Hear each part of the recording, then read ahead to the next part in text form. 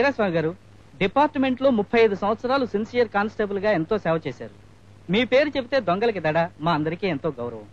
మీరు రిటైర్ అయ్యి వెళ్ళిపోతున్నారంటే నిజాయితీ మన డిపార్ట్మెంట్ ను విడిచి వెళ్ళిపోతున్నంత బాధగా ఉంది. సార్, నేను నా జీవితంలో కంటతడి పెట్టిందే రెండే సార్. మొదటిది మా అమ్మ పోయినప్పుడు, ఇప్పుడు ఈ ఉద్యోగం వదిలిపెట్టి వెళ్ళిపోతున్నందుకు.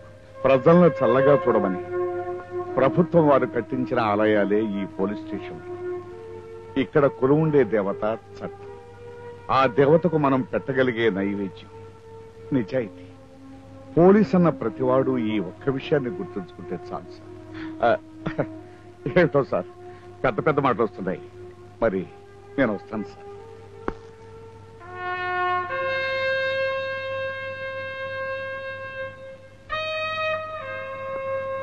వస్తాను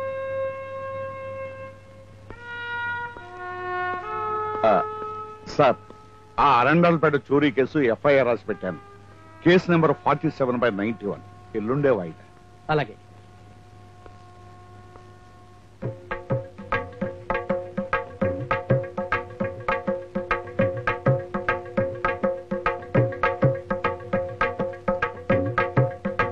ఓహో, ఇంటికి దీపమా, వచ్చేసా.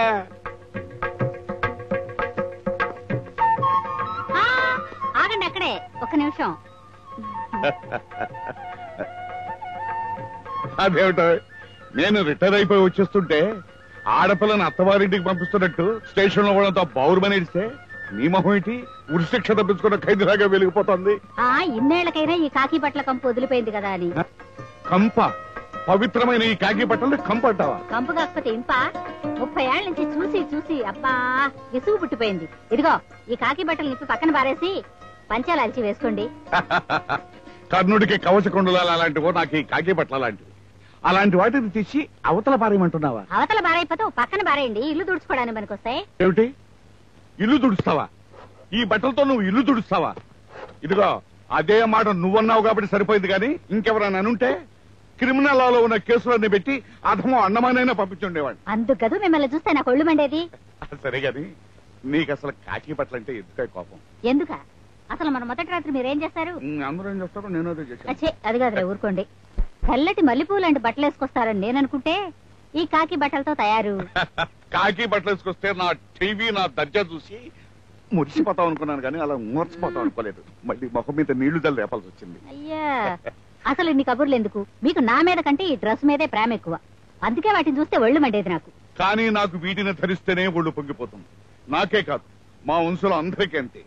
అడుగు మా తాత బ్రిటిష్ వారి హయాంలో పనిచేసి గడగడలాడించేశాడట. మా తాతగారి సిన్సియారిటీకి మెచ్చుకుని బెస్ట్ పోలీస్ ఆఫ్ ఇండియా అనే అవార్డు ఇద్దాం అనుకున్నారట. అనుకున్నారే గానీ ఇవ్వలేదుగా. ఈలోగా గాంధీ గారు బ్రిటిష్ వాళ్ళ మన దేశానికి వెళ్ళగొట్టారు. ఇకపోతే మా నాన్న పోలీసుగా చేరి టెర్రరిస్టుల ఎదురుకాల్పులో చచ్చిపోయి స్టేట్ ఆనర్స్ తో వెళ్లిపోయాడు. ఇకపోతే నేను. వద్దండి, మీ వీరగాథలు మొదలు పెట్టద్దు.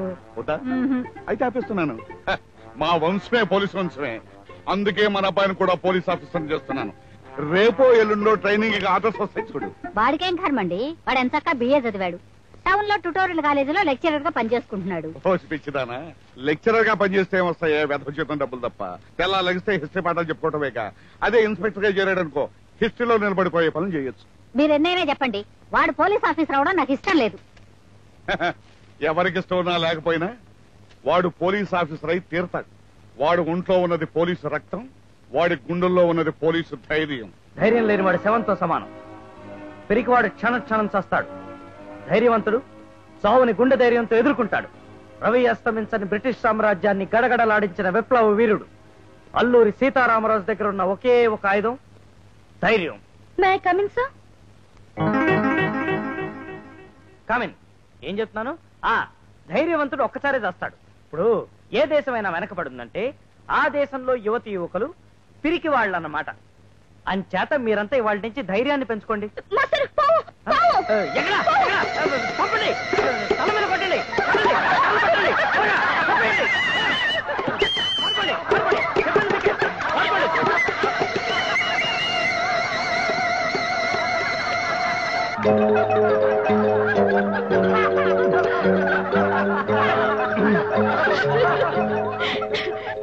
ఇదేనా సార్ ధైర్యం అంటే? కాదు, దాన్ని ఏమంటారు? అదే సమస్యపూర్తి అంటారు. మన దేశం రత్నగర్భ. రత్నాలు కుప్పలు పోసి రోడ్ల మీద అమ్మేవాళ్ళు. వజ్రాలు వంకాయల కన్నా చౌక దొరికాయి. ఈ సంపదను చూసిన విదేశీయులకి కన్నుగుట్టింది. అదే జీర్ణకోశంలో ప్రవేశించిన ఆహారం జీర్ణమై రక్తంగా మారి శరీరంలో ప్రవేశిస్తుంది. కాదు, నన్నయ్య కన్నా ఎర్ర ప్రకటన కవిత్రయం అంటారు. సారే జహాं से अच्छा हिंदू सीता हमारा, इसके बुलबुल है गुलिस्ते गुलिस्ते हमारा. जय हिंद.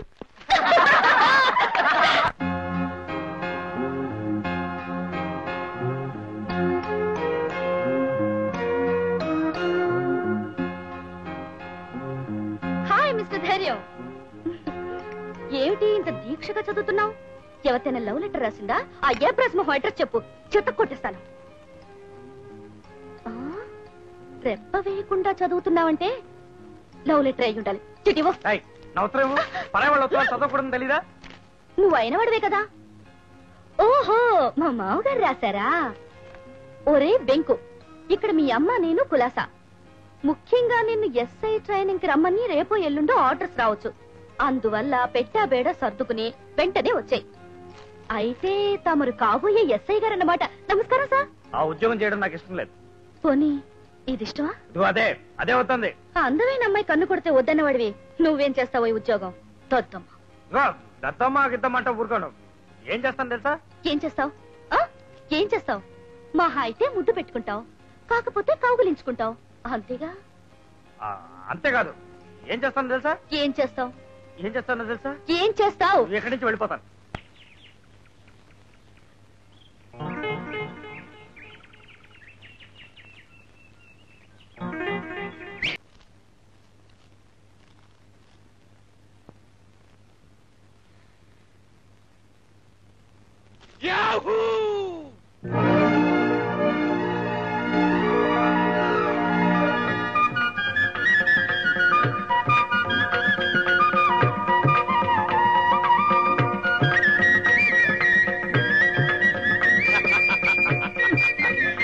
నా ఇంటికి దీపమా, నా ఇంటికి ఏమైందండి మీకు?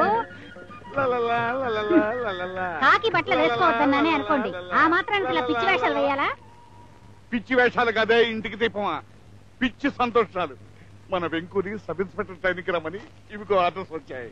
వచ్చిందా మళ్ళీ కాకి డ్రెస్ రెడీ? నాకు తెలిసే, చిన్నప్పుడు వాడు నోట్లో పాలపేక బదులు పోలీస్ విజులు పెట్టుకున్నప్పుడే అనుకున్నాను వాడు ఖచ్చితంగా పోలీస్ ఆఫీసర్ అయి తీర్తాడని. ఇదిగో అయ్యాడు. ఇంకా చూస్తావే, వెళ్ళొస్తాను చెందుకో. టౌన్ వెళ్ళి తీసుకురావాలి వాడు. నేను మీరెళ్ళటం ఎందుకండి? ఉత్తరం పక్క రాసి పడేస్తే వాడే వస్తాడుగా. ఉత్తరం రాస్తే అది సమయానికి అందుతుందనే క్యారెంటీ ఏమిటి? ఒకవేళ అందినా నా దస్తురు చూసాంటే వాడు అవసరాన్ని చదవడు. ఒకవేళ చదివినా వాడు రాడు. అందుకని నేనే స్వయంగా వెళ్ళి వాడిని అరెస్ట్ చేసి మరీ తీసుకొస్తాను. ఏదా సంచి తొందరగా. అరే ఏమిటలా నవ్వుతావు? నవ్వుయినా చెప్పు, చెప్పైనా నవ్వు. ఈ అవసరంతోనే వెళ్తారా?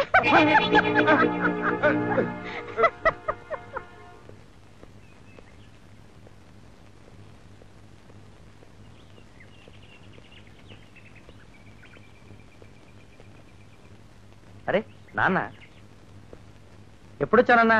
ఇప్పుడేరా, నిన్ను ఎస్ఐ ట్రైనింగ్ రమ్మని ఆర్డర్స్ వచ్చాయి. బయలుదేరెళ్దాం. ఓహో,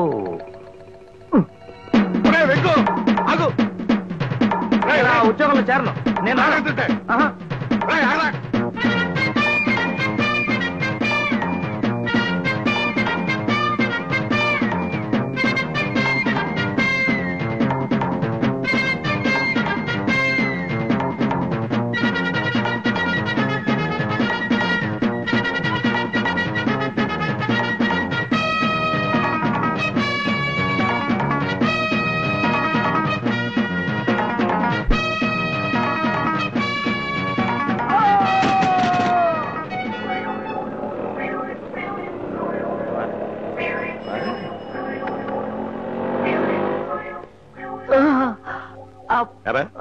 నా దగ్గర నుంచి తప్పించుకుని వెళ్దాం అనుకున్నావా?